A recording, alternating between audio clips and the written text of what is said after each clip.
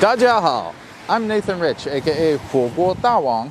Today, I wanted to take you guys to Sanlitun, Beijing, to take a look around and see what life is like in the new era of the novel coronavirus.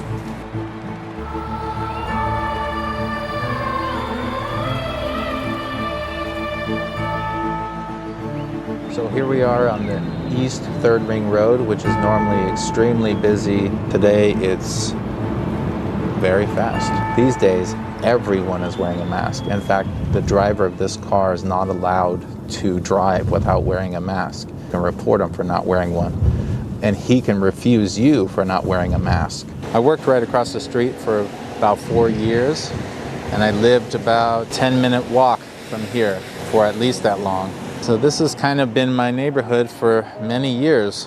So let's take a look and see which stores are actually open and what we can do in this mall. So normally this mall here is absolutely packed. This would normally have thousands of people everywhere. This is Uniqlo, and they've got a sign saying that they won't be open until the 9th of February. It started to snow now. Everything's very quiet. You can hear the hum of the city, the sort of noises of the buildings. Nobody's scared looking, you know, they don't look upset. They just seem somber.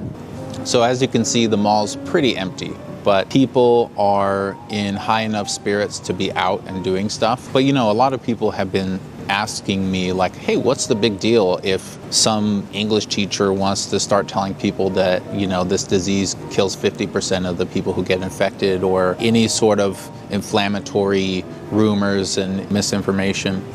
And the thing is, each false claim by itself is not that big of a deal.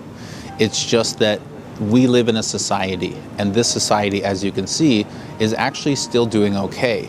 And if you have a lot of this information making people feel uncomfortable or feeling like they should be panicking, that's when you actually run into real problems, even worse than, believe it or not, this disease, right? So stability is the most important thing in China. For anyone that studied history, they'll know it has been like this for centuries. This is easily the busiest store in this entire mall. There are even times when it will take 2 hours to get a tea. Wow, so you've got one guy waiting outside to deliver, and you've got 2 customers.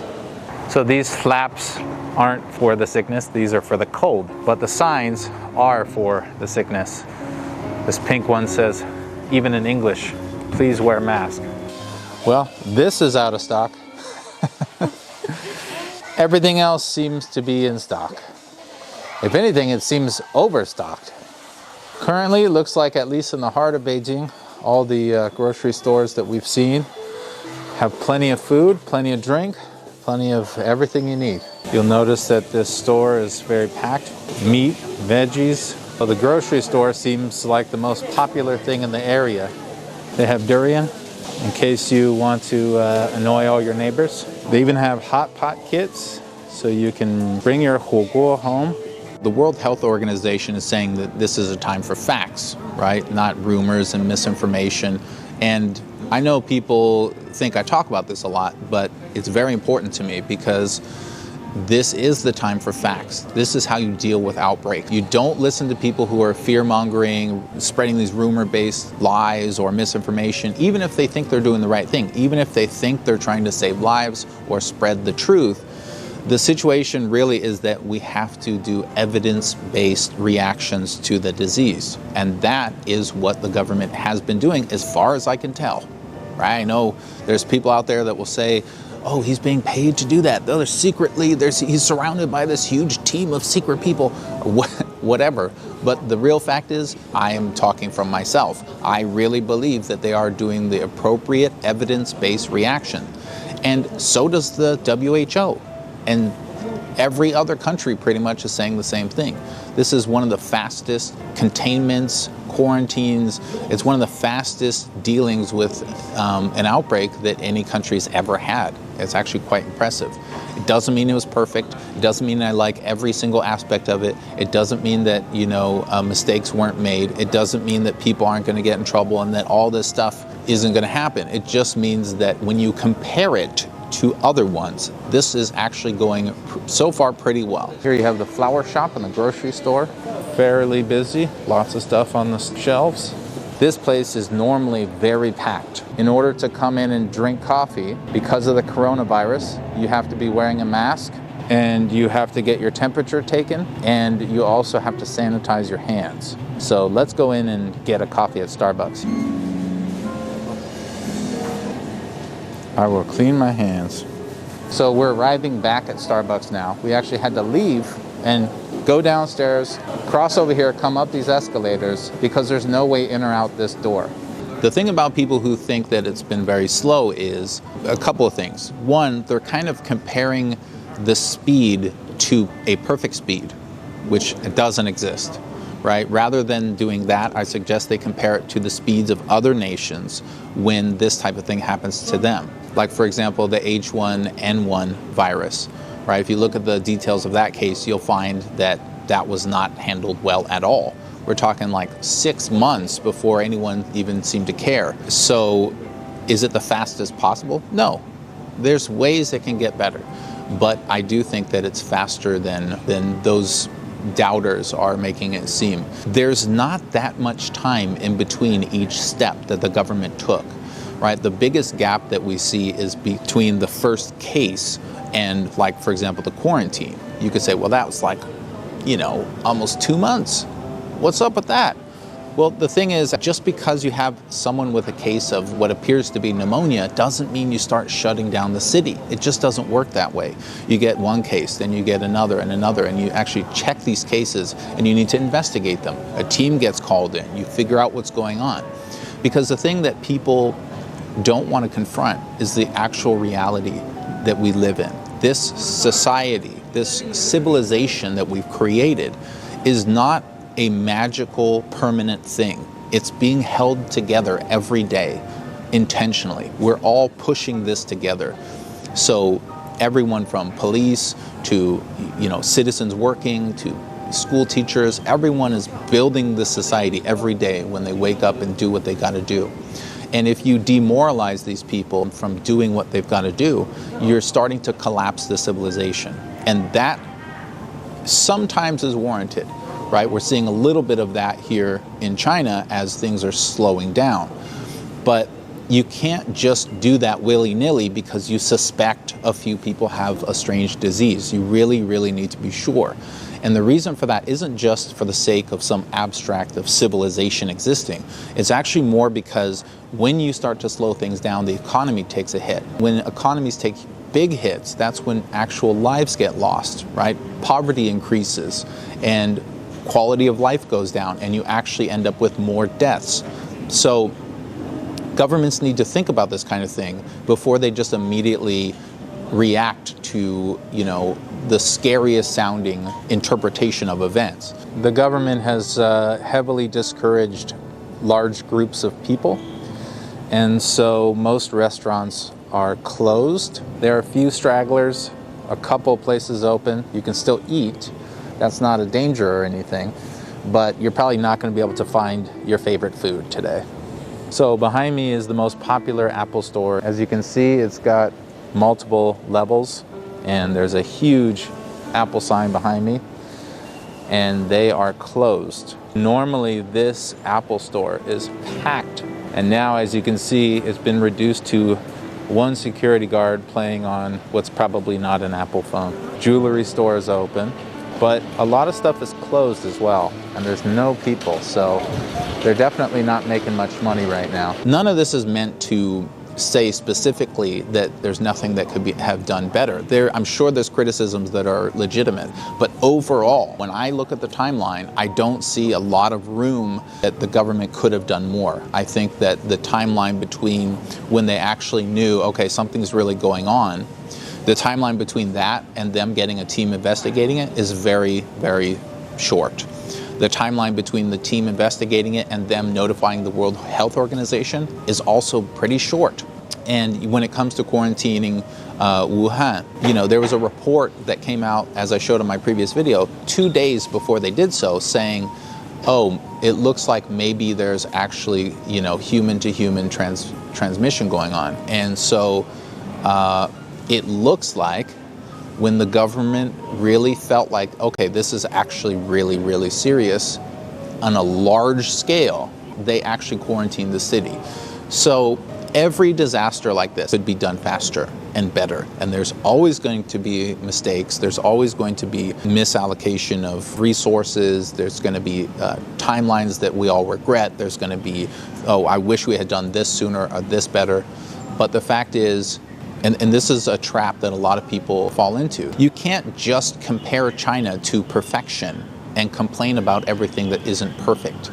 You need to be fair to China and compare it to other countries in similar situations. When I compare this outbreak to other outbreaks from other countries, I see, oh, okay, this is actually pretty damn fast. A very popular movie theater. It doesn't look very big because this is just the entrance. You go down these escalators and then you're in a movie theater, and it's closed due to the coronavirus. If you bought any tickets, they will refund them, and they don't know when they're going to be open again. Little dolls and toys that are all kind of the same. I don't really get it. I don't think I'm their target market though. This store is normally packed, filled with people. There's all these lines and you're cramped in there and you can't get to the little weird toy to look at it and not buy it. Look, is also closed.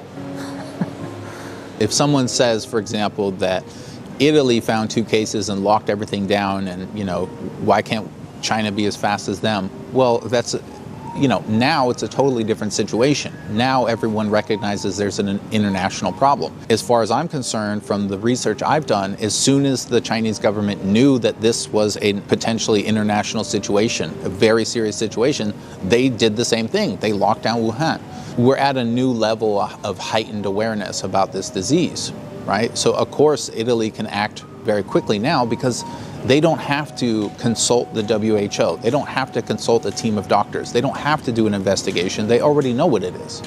And so I don't take that as a valid argument that China's slow. I mean, other countries can now react very quickly today because China's already gone through that initial phase of discovery and research and figuring out that it was a new disease and, you know, sequencing the genome and all that kind of stuff. These are delivery guys. These days, they can't enter your community. So if you order some food, then they will bring it to the front gate. This is the Top Wind Center, another mall right across the street. This is also normally bustling with people.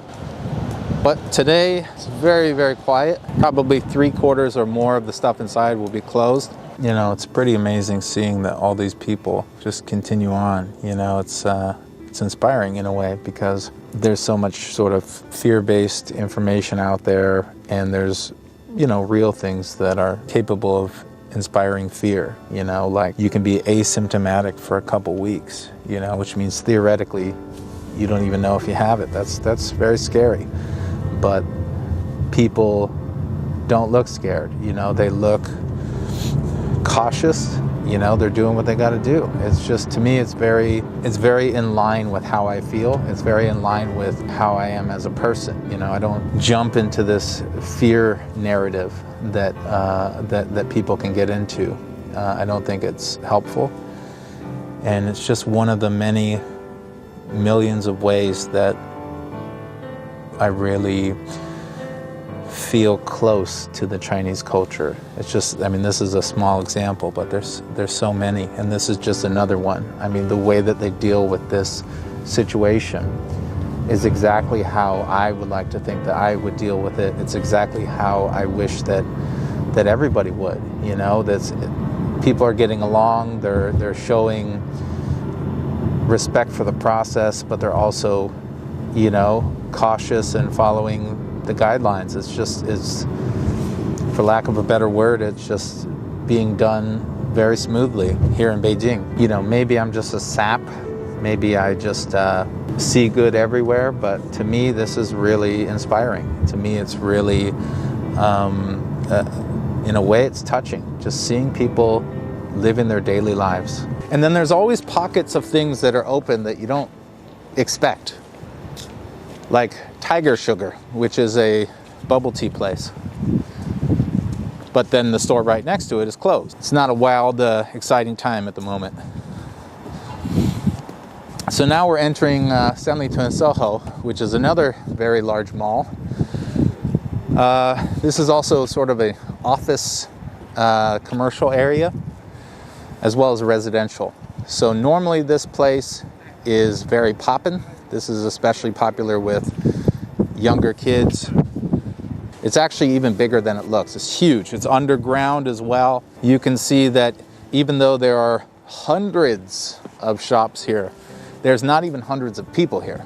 At this time, I really do believe that here in Beijing, the local government and the communities and the people themselves are acting responsibly, and they are taking appropriate measure.